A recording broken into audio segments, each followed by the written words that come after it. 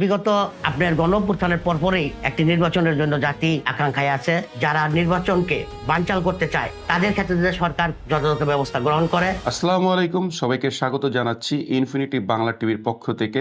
আমি নাহিয়ান আহমেদ নাইম।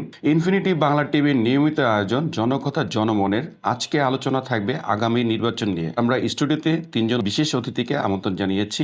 আপনারা জানেন, বাংলাদেশের যে নির্বাচনগুলি অতীত হয়েছে সেই নির্বাচনগুলি ছিল সাজানো এবং পরিকল্পিত, অবৈধ। জনগণ নির্বাচনমুখী। নির্বাচনের ব্যাপারে জনগণের কোনো ভয়ভীতি নেই।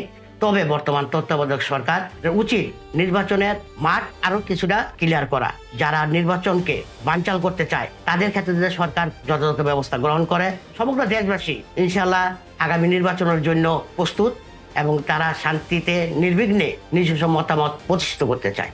বহির্বিশ্বে এবং আন্তর্জাতিক ক্ষেত্রে তত্ত্বাবধায়ক সরকার একটি প্রাতিষ্ঠানিক সরকার নয়। প্রাতিষ্ঠানিক সরকার হচ্ছে একটা জনগণের সরকার, আর জনগণের সরকার প্রতিষ্ঠিত হয় জনগণের ভোটের মাধ্যমে। আর বাংলাদেশে যেহেতু দীর্ঘদিন পর জনগণ প্রত্যক্ষ ভোটের মাধ্যমে, অবাধ সুষ্ঠু নিরপেক্ষ ভোটের মাধ্যমে একটি নির্বাচিত সরকার প্রতিষ্ঠিত করতে চায়, সেক্ষেত্রে অনেকে আপনার এই নির্বাচনকে বানচাল করার জন্য এবং নির্বাচনকে পিছানোর জন্য বিভিন্ন রকমের ষড়যন্ত্র অপপ্রচার করলো। জাতি, দেশবাসী অধীর আগ্রহ এবং ইচ্ছা তারা আগামী ফেব্রুয়ারিতে যাতে জাতীয় সংসদ নির্বাচিত হয় এবং জনগণ যাতে তাদের নিজেদের মতামত প্রতিষ্ঠিত করতে পারে এবং জনপ্রিয় প্রার্থীদের তাদের প্রতিনিধি হিসাবে সংসদে প্রেরণ করতে পারে, যারা জাতির স্বার্থ, এলাকার স্বার্থে ভূমিকা রাখতে পারবে।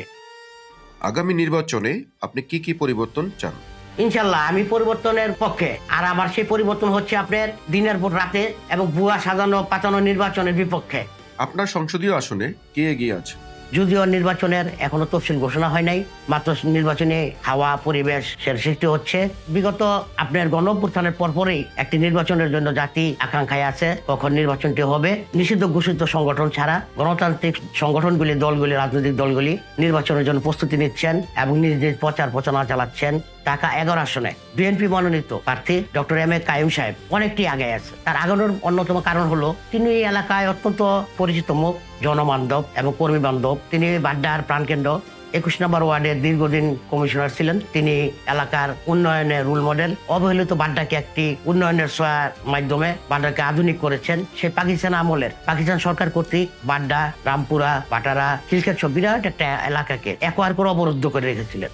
গ্যাস ছিল না, পানি ছিল না, বিদ্যুৎ ছিল না, রাস্তাঘাট ছিল না, বাড়িঘর করার অনুমতি ছিল না। কাইয়ুম ভাই নিজ দায়িত্বে দেশনেত্রী এবং খালেদা জিয়ার মাধ্যমে 91 সালে বাড্ডাকে অবমুক্ত করার মাধ্যমে বাড্ডা এবং বাড্ডার জনগণকে মুক্ত করেছিলেন। বিদায় বাড্ডার জনগণ কাইয়ুম ভাইকে অনেক ভালোবাসে। এছাড়া কাইয়ুম ভাই বাড্ডায় সন্ত্রাস, নৈরাজ্য, চাঁদাবাজি দমনে সর্বসময় সচেষ্ট ছিলেন এবং প্রয়োজনীয় পদক্ষেপ নিয়েছেন। এছাড়াও কাইয়ুম ভাই এলাকার কলেজ, মসজিদ, মাদ্রাসা, শিক্ষা প্রতিষ্ঠানগুলি সহ প্রতিটা প্রতিষ্ঠানে তার নিজ উদ্যোগ সহ সরকারিভাবে অনুদানের ব্যবস্থা করেছেন এবং এখনো কাইয়ুম ভাই প্রতিটা এলাকায় ছোট বড় সকল প্রতিষ্ঠান, শিক্ষা প্রতিষ্ঠান, সাংস্কৃতিক প্রতিষ্ঠান, ক্রীড়া প্রতিষ্ঠান সহ বিভিন্ন প্রতিষ্ঠানের সাথে তার সম্পৃক্ততা রয়েছে। কাইয়ুম ভাই অত্যন্ত পরিচিত এবং আধুনিক মানের একজন রাজনীতিবিদ। তাই বাড্ডাবাসী কাইয়ুম ভাইকে মনে প্রাণে ভালোবাসে। কাইয়ুম ভাই ঢাকা 11 জনগণকে ভালোবাসে এবং যোগ্য প্রার্থী হিসাবে আমি দৃঢ়ভাবে এবং আত্মবিশ্বাসের সাথে বলতে চাই যে ঢাকা 11 জনগণ কাইয়ুম ভাইকে অত্যাধিক ভালোবাসে এবং সবার চেয়ে বেশি ভালোবাসে। বিদায় কাইয়ুম ভাই এখনো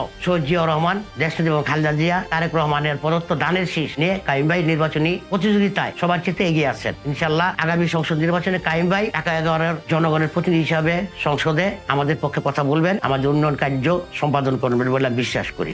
বাংলাদেশে এখন বেশি প্রয়োজন একটা গণতান্ত্রিক সরকার। গণতান্ত্রিক সরকারের জন্য দরকার নির্বাচন। মিডিয়ার যে অপপ্রচারগুলো আছে, এই অপপ্রচারগুলো তার শক্ত হাতে দমন করতে হবে। ডক্টর এম এ কাইয়ুম ভাইয়ের নির্বাচনকে বিপুল ভোটে জয়ী করার জন্য, এই নির্বাচনকে আরো উৎসবমুখর করার জন্য যা করা দরকার আমরা করছি।